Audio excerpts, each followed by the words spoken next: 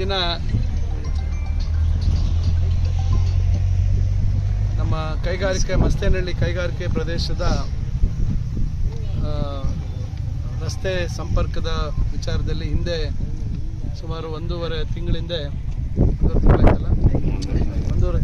ಇಲ್ಲಿ ಒಂದು ಅಪಘಾತ ಆಗಿ ಒಬ್ಬ ಯುವಕ ತನ್ನ ಪ್ರಾಣವನ್ನು ಕಳ್ಕೊಂಡಿದ್ದ. ಆ ಸಂದರ್ಭದಲ್ಲಿ ಈ ರಸ್ತೆ ಏನು ವಿನ್ಯಾಸ ಮಾಡಿದ್ರು ಕೈಗಾರಿಕಾ ಪ್ರದೇಶದಿಂದ ಬರ್ತಕ್ಕಂಥದ್ದು ಮತ್ತು ಚಿಂತಾಮಣಿಗೆ ಹೋಗ್ತಕ್ಕಂಥ ರಸ್ತೆ ಕಾಮಗಾರಿ ಪೂರ್ಣ ಆಗಿರಲಿಲ್ಲ. ಪೂರ್ಣ ಆಗೋಕ್ಕೆ ಮುಂಚಿತವಾಗಿ ವಾಹನಗಳು ಇಲ್ಲಿ ಓಡಾಟ ಪ್ರಾರಂಭ ಆಗಿತ್ತು. ದುರಾದೃಷ್ಟ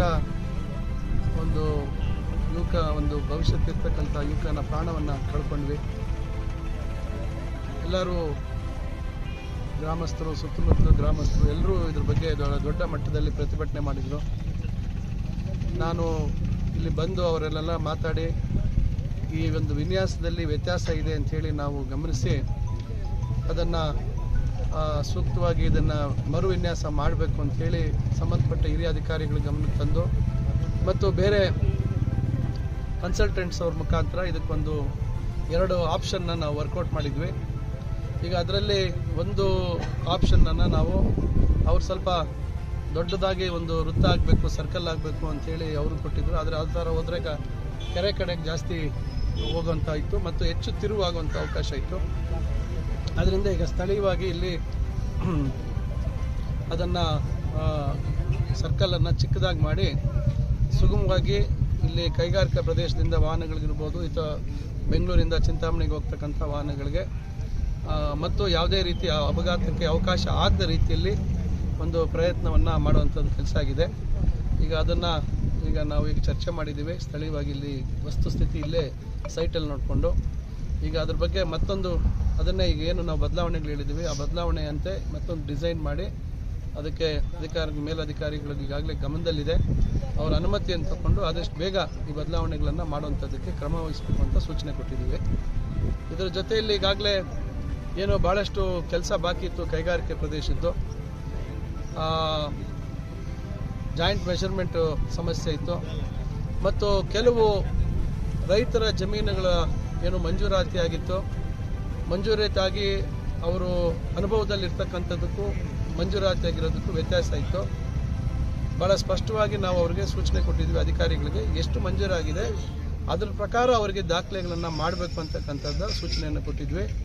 ಅವರ ಮೂಲ ದಾಖಲೆಗಳ ಪರಿಶೀಲನೆಯಂತೆ ಮೂಲ ದಾಖಲೆಗಳಂತ ಅವರ ಅನುಭವದಕ್ಕಿಂತ ಮುಖ್ಯವಾಗಿ ಮಂಜೂರಾಗಿರ್ತಕ್ಕಂಥದ್ದಕ್ಕೆ ದಾಖಲೆಗಳನ್ನು ಮಾಡಬೇಕು ಅಂಥೇಳಿ ನಾವು ಕಂದಾಯ ಇಲಾಖೆಯವ್ರಿಗೆ ಸೂಚನೆ ಕೊಟ್ಟಿದ್ವಿ.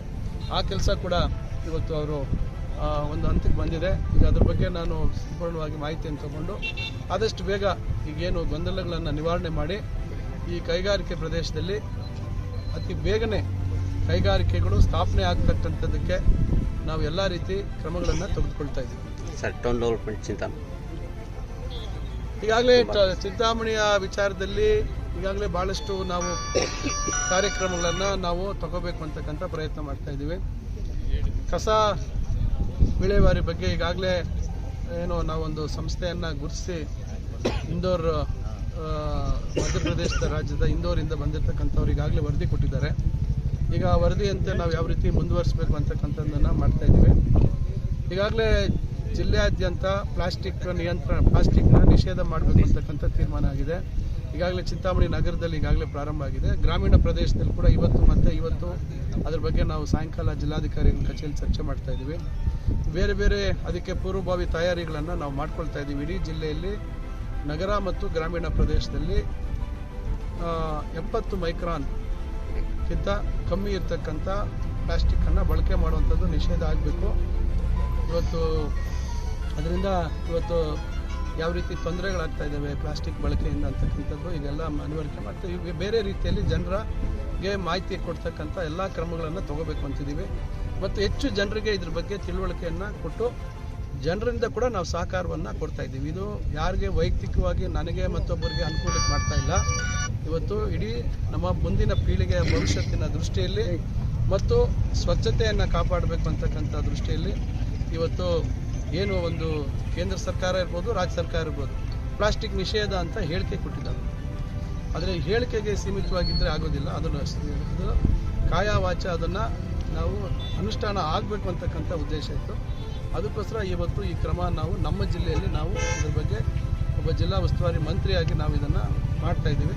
ಇನ್ನು ಉಳಿದಾಗೆ ನಗರದಲ್ಲಿ ಒಳಚರಂಡಿ ವಿಚಾರದಲ್ಲಿ ಈಗಾಗಲೇ ಮಂತ್ರಿಗಳನ್ನು ಮಾತಾಡಿದ್ದೀವಿ, ಸಂಬಂಧಪಟ್ಟ ಅಧಿಕಾರಿಗಳು ಮಾತಾಡಿದ್ದೀವಿ.